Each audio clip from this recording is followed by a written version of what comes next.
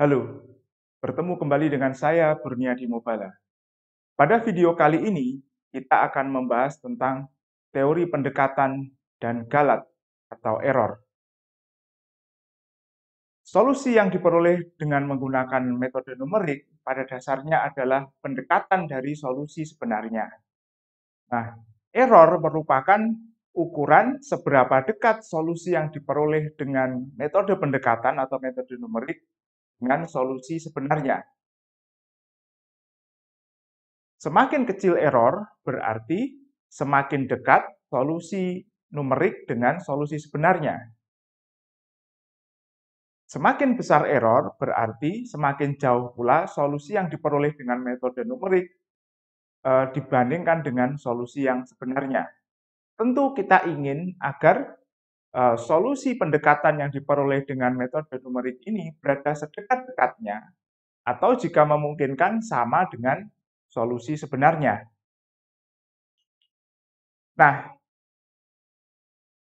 ada beberapa definisi galat atau error. Yang pertama adalah galat absolut atau absolute error didefinisikan sebagai perbedaan antara solusi sebenarnya dengan solusi pendekatan.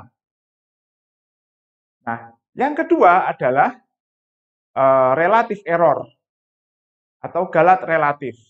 Merupakan galat absolut dibagi dengan nilai sebenarnya. Lalu ada pula yang disebut dengan approximate relative error yang didefinisikan sebagai perbedaan dari pendekatan yang baru dikurangi dengan pendekatan yang lama dibagi dengan pendekatan yang baru. Beberapa literatur dan banyak praktek dalam analisis numerik, error relatif dan error relatif pendekatan dinyatakan dalam persen. Untuk mengubah error ini ke dalam persen, kita tinggal mengalihkan hasil pembagian ini dengan 100%. Nah, apa penyebab terjadinya error? Yang pertama adalah rounding atau pembulatan, disebut sebagai rounding error. Yang kedua, ketidakpastian data, atau kita sebut sebagai uncertainty error. Yang ketiga adalah karena ada pemotongan di dalam proses pendekatan menggunakan metode numerik, yang sering kita sebut sebagai atau kita istilahkan sebagai truncation error. Nah, mari kita bahas satu persatu dari ketiga error ini. Yang pertama adalah rounding error. Sebagaimana yang sudah kita bahas di video sebelumnya, metode yang dipakai oleh sistem komputer digital dalam merepresentasikan bilangan real memiliki beberapa kelemahan. Sistem floating point yang digunakan memiliki presisi yang terbatas. Ada bilangan terkecil yang bisa direpresentasikan dan ada bilangan terbesar yang mampu direpresentasikan. Di bilangan yang lebih kecil dari bilangan terkecil ataupun bilangan-bilangan yang lebih besar dari bilangan terbesar yang mampu direpresentasikan oleh floating point system akan menyebabkan rounding error. Nah, di dalam praktek biasanya akan kita temui ketika kita melakukan operasi matematika seperti penjumlahan atau pengurangan antara bilangan yang sangat besar dengan bilangan yang sangat kecil.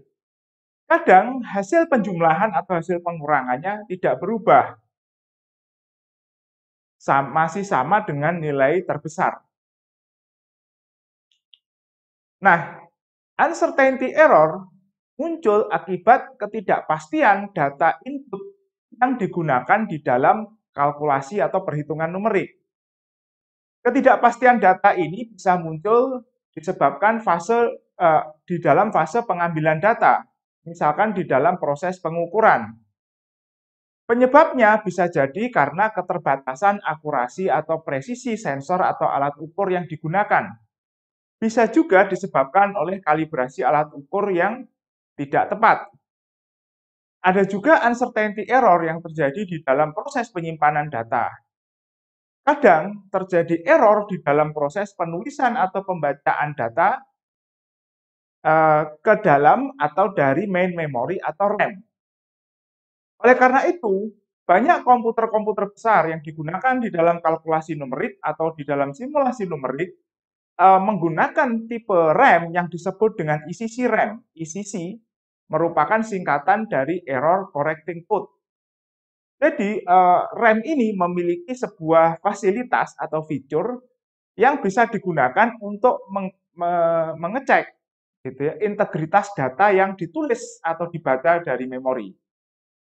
Uncertainty error juga bisa ditimbulkan karena adanya error propagation atau perambatan error. Nah, karena error inherent di dalam perhitungan numerik, setiap langkah perhitungan biasanya mengandung error. Apabila hasil dari suatu perhitungan kemudian diumpankan atau digunakan untuk perhitungan selanjutnya, maka perhitungan selanjutnya tersebut juga akan membawa atau memasukkan error dari perhitungan sebelumnya. Nah, truncation error atau error pemotongan. Error ini diakibatkan oleh proses diskretisasi atau pendekatan dalam penyusunan model numerik. Error ini lebih mudah kita jelaskan menggunakan contoh. Di sini kita memiliki sebuah fungsi matematika pangkat dari bilangan natural atau E pangkat X. Nah, di dalam sistem komputer, perhitungan pangkat bilangan natural seperti ini tidak bisa dilakukan secara langsung. Biasanya digunakan representasi deret dari fungsi ini di dalam perhitungan. Secara matematis, deret ini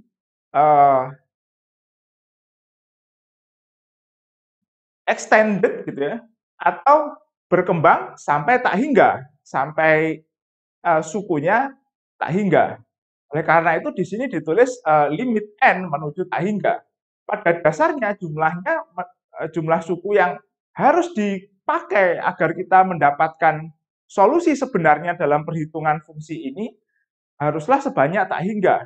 Akan tetapi kenyataannya kita tidak mungkin menggunakan deret dengan jumlah suku tak berhingga karena kemampuan komputer kita yang terbatas, kemampuan memori yang terbatas, kemampuan CPU yang terbatas. Perhitungan tidak akan selesai dan data tidak akan bisa disimpan. Oleh karena itu, deret ini kemudian dipotong pada titik tertentu sehingga kita mendapatkan suku yang jumlahnya terbatas. Nah, sisa dari pemotongan itu merupakan error pemotongan. Sebagai contoh, misal kita gunakan representasi dua suku pertama, 1 dan 1 per X. Maka suku-suku sisanya merepresentasikan truncation error dari pendekatan ini. Truncation errornya kira-kira dapat kita perkirakan sebesar 1 per X kuadrat ditambah 1 per X pangkat 3 dan seterusnya. Apabila kemudian kita dekati dengan 3 suku, 1 ditambah 1 per X, 1 ditambah X kuadrat, maka sisanya akan merupakan truncation error dari proses pendekatan ini. Truncation errornya mulai dari 1 per X pangkat 3, 1 per X pangkat 4, dan seterusnya. Dengan semakin panjang deret yang digunakan, maka pendekatan terhadap nilai sebenarnya semakin baik. Nilai pendekatan semakin dekat ke nilai sebenarnya. Namun demikian, beban komputasi akan semakin meningkat. Nah, jadi haruslah dicari trade-off atau titik impas antara beban komputasi dan tingkat akurasi yang dibutuhkan di dalam perhitungan. Nah, kita tadi sudah berbicara atau menggunakan istilah akurasi dan presisi. Tapi kita belum mendefinisikan apa yang kita maksud dengan akurasi atau presisi sebuah perhitungan numerik. Mari kita bahas sekarang. Akurasi merupakan ukuran seberapa dekat solusi numerik ke solusi sebenarnya. Jadi, error merupakan ukuran akurasi. Sedangkan presisi merupakan ukuran seberapa dekat sekelompok solusi numerik atau solusi numerik yang saling berurutan terhadap satu dengan yang lain. Kalau kita buat akurasi sebagai sumbu X dan arah ke sini merupakan arah peningkatan akurasi, Dan kalau kita gunakan sumbu Y sebagai sumbu presisi, dan arah ke atas merupakan arah peningkatan presisi, maka gambar ini merepresentasikan hasil perhitungan yang akurat dan presisi. Hasil perhitungannya mendekati nilai sebenarnya, dan sekelompok hasil perhitungan berada dekat dengan antara satu dengan yang lain. Sementara di sini kita melihat bahwa ini adalah sebuah hasil perhitungan yang presisi namun tidak akurat. Dekat antara satu dengan yang lain, namun jauh dengan nilai sebenarnya yang diinginkan. Sementara di sini kita mendapatkan sebuah perhitungan yang akurat karena mewakili berada di sekitar nilai sebenarnya, tapi jaraknya jauh antara satu dengan yang lain sehingga tidak presisi. Sedangkan di pojok kiri bawah, ini adalah perhitungan yang tidak presisi dan tidak akurat. Jauh dari nilai sebenarnya dan jauh antara satu dengan yang lain. Nah, ini adalah tabel hasil uji akurasi beberapa perangkat lunak dan beberapa perangkat keras yang bisa kita temui sehari-hari. Pertama, saya gunakan hardware berupa prosesor AMD Ryzen 7, lalu beberapa perangkat genggam atau HP Android, gitu ya. Ada Samsung, ada Oppo. Dan di sini adalah beberapa software yang digunakan untuk melakukan perhitungan. Apa yang kita hitung? Kita mencoba menghitung nilai absolut dari 3 kali dalam kurung 4 dibagi 3 dikurangi 1 dikurangi 1. Apabila kita melakukan manipulasi matematis atau manipulasi aljabar, maka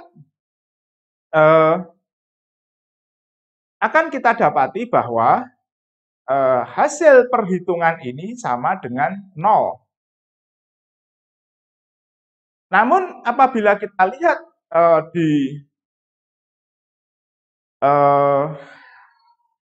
di sini, gitu ya, beberapa sistem komputer ini menghasilkan dan sistem perangkat lunaknya menghasilkan nilai perhitungan yang berbeda. Excel menghasilkan nilai 0. Lalu kemudian Samsung Galaxy J4 dan Oppo menggunakan Android kalkulator juga menghasilkan nilai 0. Namun demikian apabila kita lihat perhitungan menggunakan bahasa pemrograman Python ataupun Fortran, baik menggunakan single precision floating point maupun double precision floating point, menghasilkan nilai yang sedikit di atas 0.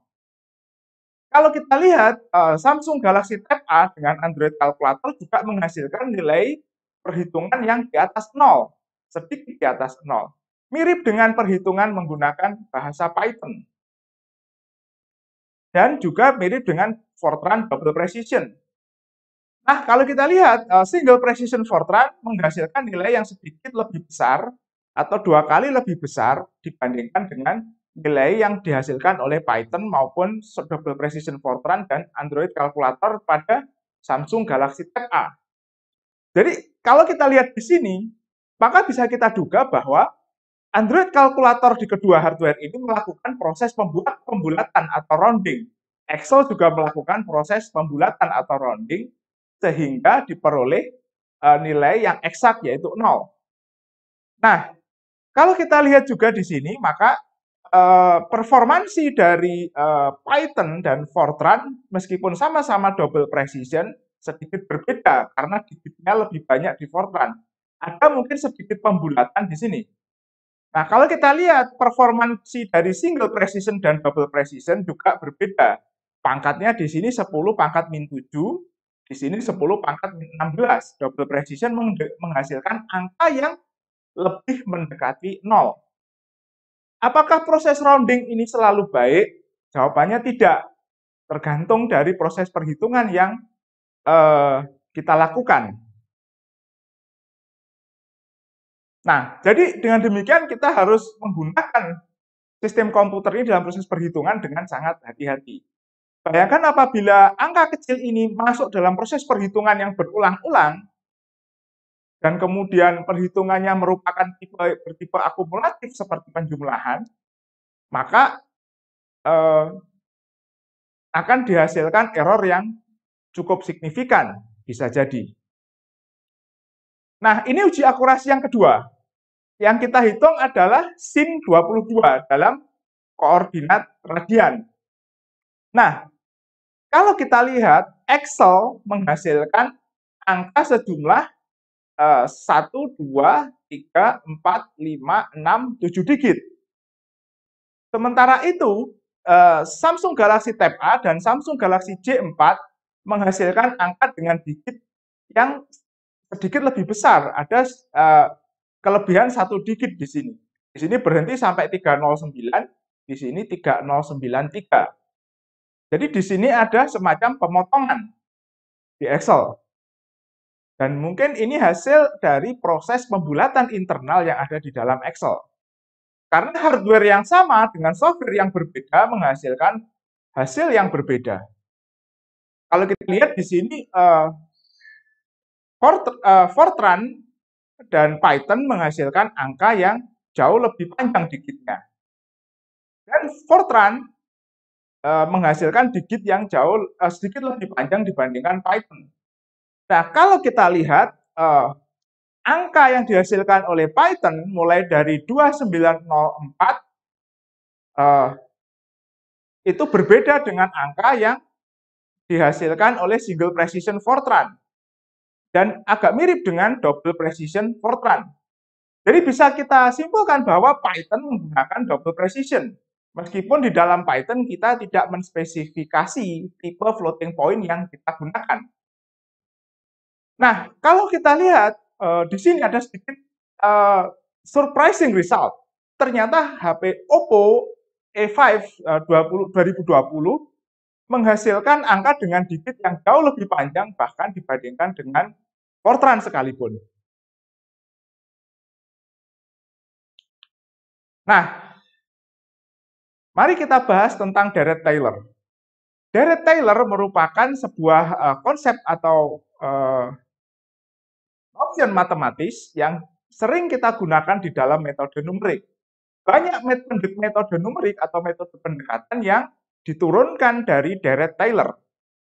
Pada dasarnya, deret Taylor menyatakan bahwa jika nilai fungsi f kontinu pada suatu interval di mana a dan x berada, maka nilai fungsi beserta turunannya di a diketahui. Nah, fungsi di x dapat didekati menggunakan deret yang dapat dinyatakan seperti ini. Pada dasarnya, di sini sebagai pembilang adalah turunan ke n dari fungsi f dibagi dengan n faktorial dikalikan dengan x min a pangkat n. Jika kalimat matematika ini kita jabarkan, maka akan kita peroleh formula seperti ini. Fx itu sama dengan fa ditambah turunan dari fa, maaf ini harusnya fa, dikalikan x dikurangi a ditambah turunan kedua fa per 2 kalikan x dikurangi a kuadrat dan seterusnya. Nah, kalau kita gambarkan secara grafis maka akan kita peroleh seperti ini. Dengan semakin panjangnya deret Taylor, maka fungsi yang dihasilkan atau fungsi pendekatan akan semakin mendekati nilai sebenarnya atau bentuk fungsi yang sebenarnya. Nah, karena banyak metode numerik menggunakan deret Taylor dan metode numerik tersebut tidak menggunakan deret Taylor secara penuh, tapi hanya dipotong pada suku tertentu, maka biasanya sisa sukunya sama seperti tadi ketika kita menghitung E pangkat X merupakan ukuran dari truncation error pada metode numerik tersebut. Kalau kita lihat di sini, misal apabila kita ingin memperkirakan besarnya f-aksen atau turunan pertama, kita bisa memindahkan ini ke ruas kiri, lalu membagi dengan H. Nah, sisanya ini merupakan kita potong, tidak kita gunakan. Misalkan seperti itu. Maka sisa dari deret Taylor ini merupakan ukuran dari truncation error yang terjadi di dalam metode numerik ini. Nah, karena suku pertama dari sisa ini tergantung pada H pangkat 1, maka kita tulis bahwa translation error-nya berada di order OH atau order pertama atau first order. Biasanya metode numerik yang dihasilkan kita sebut sebagai first order method. Semakin tinggi order ini, semakin tinggi pangkat H, maka metode numerik tersebut semakin teliti dan semakin akurat. Selesai. Sampai jumpa di video selanjutnya.